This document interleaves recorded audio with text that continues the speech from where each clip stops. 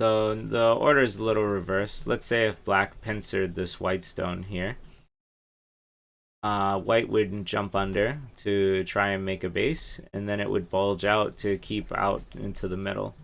So now black can Atari. Now, most of us would not want to lose a stone, right? As Go players, we don't like enjoying watching our stones die. So one of our first instincts might be to play this move to save this stone. But when we do, it creates a very infamous bad shape called the empty triangle. The empty triangle is generally a heavy shape, which we'll talk about what heavy means in our next example. But it's a heavy shape, which means that it's not easy to make eyes with. This is very difficult to make eyes here. No matter which way white goes, black is always going to be able to break up some eye shape here. Let's see. So, when we look at this, this is considered bad shape. Instead, what would have been better shape is if white was able to have the stone over here, because now this is much more efficient for making eye shape. If we see black was to try and attack this, it's already looking like it has close to 2 eyes.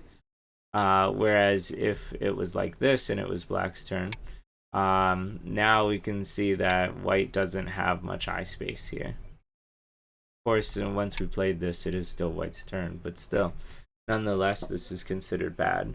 This stone and this stone is sharing a liberty, so it's very inefficient.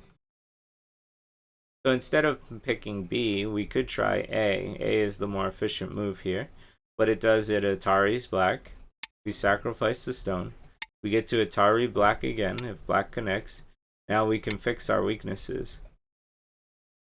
Black can poke, and so we do have an empty triangle out of this. But when black has to try and save its group over here, we can see that white ended up with good shape because black has a weakness here, here, here, and with this stone here. And white is also projecting lots of influence on this side.